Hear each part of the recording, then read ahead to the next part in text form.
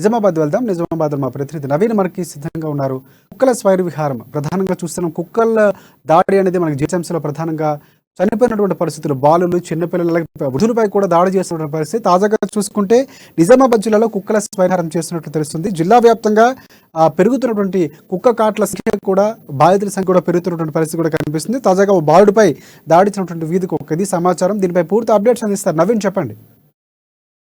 Thank you Rajasekhar. ఉమ్మడి నిజామాబాద్ జిల్లా గ్రామ సింహాలు అంటే కుక్క దెక్కిపోతున్నాయి. ఎవరి పడితే వారిపై దాడులు తెగబడుతున్నాయి.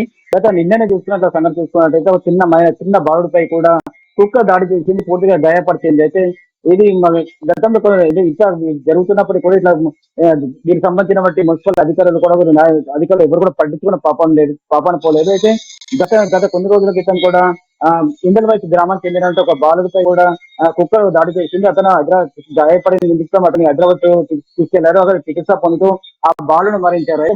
నిన్న చూసిన సంఘటనలో నిజామాబాద్ మున్సిపల్ పరిధిలో సంబంధించిన గాయత్రి నగర్, అలాగే సాయినగర్, కోటగల్కి సంబంధించి గ్రామాలకు సంబంధించి కాలనీకి సంబంధించిన మొత్తం 8 మందిపై కూడా కుక్కలు దాడి చేసి విధంగా వాటిపై గాయం చేశాయి. అయినప్పటికీ కూడా ఇంత జరుగుతున్నప్పటికీ కూడా మున్సిపల్ అధికారులు వాటి కుక్కల నియంత్రణ కూడా ఎలాంటి చర్యలు తీసుకోలేదు. ఇంతవరకు ఎలాంటి సమావేశం ఏర్పాటు చేసి కుక్కలు ఎలా నియంత్రించాలి, వాటిని ఏం చేయాలని కూడా ఇంతవరకు సమావేశం చేసిన పాపన పోలని కూడా ఇక్కడ ప్రజలు మంది పడుతున్నారు. అయితే ప్రధానంగా కుక్కలను మూగ జీవనాన్ని కూడా చంపవద్దని చెప్పి చట్టం ఉన్నప్పటికీ కూడా వాటిని నియంత్రించేందుకు కూడా కొన్ని ప్రణాళిక చేపట్టారు గత కొన్ని రోజుల క్రితం. అంటే ముఖ్యంగా కుక్కలను అంటే కుక్కల సంతానం తగ్గించేందుకు కూడా కుక్కలకు కుటుంబ నియంత్రణ ఆపరేషన్ చేపట్టారు. అయితే దీనికి సంబంధించిన పూర్తిగా ఒక స్వచ్ఛంద ఒక ప్రైవేట్ సంస్థ కూడా అప్పగించారు.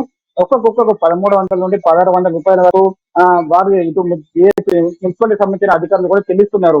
అయితే దీనిపై పూర్తిగా వారు ఎంతమంది రోజుకు ఎన్ని కుక్కలను కుటుంబం చేస్తున్నారు, అవి మీ కుటుంబ సక్రమంగా చేస్తున్నారా, వాటిని వదిలిన తర్వాత అవి మళ్ళీ వాటికి మన పిల్లలు సంతానం కలుగుతున్న విషయం కూడా చేస్తండి అధికారులు పూర్తిగా నిఘా పత్రం లోపించని చెప్పవచ్చు. వారు ఎంత పెడితే అయితే రోజుకి ఎన్ని కుక్కలను ఇంప్లిమెంట్ చేశారో అన్నిటికి డబ్బులు కూడా చెల్లిస్తున్నారు తప్ప అసలు మీరు ఖచ్చితంగా నియంత్రణ చేస్తున్నారనే విషయంలో కూడా పూర్తిగా స్పీకర్లు మాత్రం అటువైపు దృష్టి పెట్టడం కూడా ఏదో నిజామాబాద్ చెందిన ప్రజలు మండిపడుతున్నారు. దీనివల్లనే పూర్తిగా రోజుకు వీధిలో కూడా బయటకు వెళ్లే పరిస్థితి ఎక్కడ చూసినా అంటే మన జిల్లా వ్యాప్తంగా కాదు, రాష్ట్ర వ్యాప్తంగా కూడా కుక్కల పెరుగుతున్నటువంటి పరిస్థితి ఆ ఉదంతాలు మనం ఎప్పటికప్పుడు చూస్తున్నాం. అయినా చలనం రాకపోవడం అధికారులకు కానీ అక్కడ ఉన్నటువంటి నేతలకు కానీ ఇది ఏ విధంగా చూడొచ్చు? ప్రధానంగా కుక్కల సంఖ్య ఎంత ఉంది, ఆ నిజామాబాద్ జిల్లాకు సంబంధించినటువంటి పూర్తి సమాచారం ఏమైనా అధికారుల దగ్గర ఉందా? అంటే ఎంతో మనం ఎలా వెళ్ళాలంటే ఖచ్చితంగా దాని యొక్క సమగ్ర సమాచారం అవసరం అధికారులకి. అంటే ఈ నేపథ్యంలో అదేమైనా సేకరించేది వాళ్ళ దగ్గర ఉన్నట్లు ఏమైనా మన దగ్గర ఇన్ఫర్మేషన్ ఉందా? ఖచ్చితంగా ఇన్ఫర్మేషన్ లేదని చెప్పచ్చు. ఎందుకంటే మొత్తం నిజామాబాద్ మున్సిపల్ సంబంధించిన ఉన్నాయి. 2017 నుండి 18 తర్వాత రోజుకు కుక్కలు కూడా పెరుగుతూ వచ్చాయి. అయితే కుటుంబం మొత్తం కుక్కలు ఎన్ని ఉన్నాయి, మొత్తం ఒక్కొక్క గదిలో ఎన్ని ఉన్నాయి, ఎన్ని కుక్కలు ఉన్నాయి, వాటిని కుటుంబ నియంత్రణ సంబంధించి ఎన్ని చేస్తున్నామని కూడా లెక్క కూడా ఇటు మున్సిపల్ అధికారులు లేవని చెప్పవచ్చు. అది ప్రధానంగా ఒక సంస్థకు అప్పచెప్పారే తప్ప కానీ వాటి రోజుకి ఎన్ని కుక్కల్ని కూడా నియంత్రణ కుటుంబ నియంత్రణ ఆపరేషన్ చేస్తున్నారు, అది ఎక్కడ వదిలేస్తున్నారు, తర్వాత మరి పరిస్థితి ఏంటి కూడా నిఘా కూడా లోపించని చెప్పి కూడా ప్రజలు మండిపడుతున్నారు. దీనివల్లనే కూడా రోజుకు కుక్కలు కూడా దాడి పెరుగుతుందని చెప్పి కూడా ఇక్కడ ప్రజలు మండిపడుతున్న పరిస్థితి అనిపిస్తుంది. బయట కూడా వెళ్ళలేని పరిస్థితి తమకు ఉందని చెప్పి చెప్తున్న పరిస్థితి మాత్రం చెప్తారనిపిస్తుంది. అయితే గతంలో ఇటు మా ఆంధ్రప్రదేశ్ చెందిన విజయవాడ, గుంటూరు సంబంధించిన వారు కుక్కలు పట్టడానికి ఇక్కడికి వచ్చేవారు. వాళ్ళకు ఒక్క కుక్కకు 300 చొప్పున ఇచ్చేవారు. అయితే వాటికి కూడా కరెక్ట్ ఇవ్వకపోవడం వల్లనే వారు ఇక్కడికి రావటం లేదని చెప్పి కూడా జోరుగా ప్రచారం జరుగుతుంది. అయితే ఏవైతే ఒక సంస్థకు అప్పచెప్పారో సంస్థ కూడా సక్రమంగా విధులు నిర్వహించడం లేదు. ఎలాంటి మొత్తంగానే కుటుంబ నియంత్రణ ఆపరేషన్ చేపడుతుంది. అందువల్లనే కూడా రోజుకు పెరిగిపోతున్నాయి, ఇలా విహారం చేస్తున్నాయి. ఎవరికి పడితే వాళ్ళని విధుల్లో తిరుగుతూ ఎవరికి పడితే వారిపై కూడా దాడులు దిగబడుతున్నాయి. దీనివల్ల తాము పూర్తిగా భయపడుతున్నాం, తమ ప్రాణానికి హాని జరుగుతుందని చెప్పి ఎన్ని దాడులు జరుగుతున్నప్పటికీ కూడా జేఏసీ అధికారులు పట్టించి కూడా లేదని చెప్పి భయపడుతున్న పరిస్థితి కనిపిస్తుంది. ఇప్పటికైనా ఇటు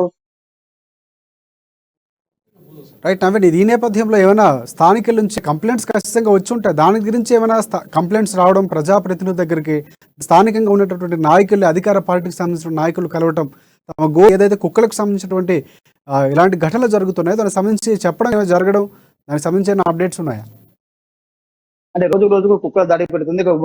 ఒక బాలుడు కూడా చనిపోయాడు. అలాగే నిన్న మొత్తం 8 మంది కుక్కలు శరవిరం చేసి దాడులు చేశాయి. అయినప్పటికీ ఇట్లా చేస్తాం దగ్గర వరకు తాము ఎన్నిసార్లు విన్నవించారు కుక్కలను నియంత్రించలేదు. దీనివల్ల తమకు ఇబ్బంది కలుగుతుంది, ప్రాణానికి హాని కలుగుతుంది, పిల్లలుగా బయటకు వెళ్ళలేని పరిస్థితి అని చెప్పి కూడా జేసీ అధికారులు కావచ్చు, అక్కడ ఉంటే స్థానిక ప్రజాప్రతినిధులకు, కార్పొరేటర్లకు కూడా ఇంతవరకు ఎన్నిసార్లు విన్నవించినా కూడా వారు పట్టించుకోవాలని చెప్పి ఇక్కడ ప్రజలు మండిపడుతున్నారు. అయితే దీని వల్ల కూడా తాము కూడా ఎక్కడికి వెళ్ళలేని పరిస్థితి ఉందని చెప్పి కూడా చిన్న పిల్లలు కూడా బయటకు ఆడుకోవడానికి కూడా వెళ్ళలేని పరిస్థితి. సాయంత్రం కూడా పిల్లల్ని షికారుకు తీసుకెళ్తుంటారు. అయితే అది కూడా వెళ్ళలేని పరిస్థితి ఉందని చెప్పి కూడా వీరు భయపడుతున్న పరిస్థితి కనిపిస్తుంది. ఇప్పుడే దీనికి సంబంధించి కూడా పూర్తిగా ఎన్ని కుక్కలు ఉన్నాయి, వాటిని నిలిచడంలో ఎలాంటి చర్యలు తీసుకోవాలి, ఒక సమయం ఏర్పడాలి, ఏర్పాటు చేసిన తర్వాత వాటిని పూర్తిగా రిలీజ్ చేయాలని చెప్పి కూడా ఇక్కడ ప్రజలు పరిస్థితి మొత్తం కనిపిస్తుంది. రాజశేఖర్.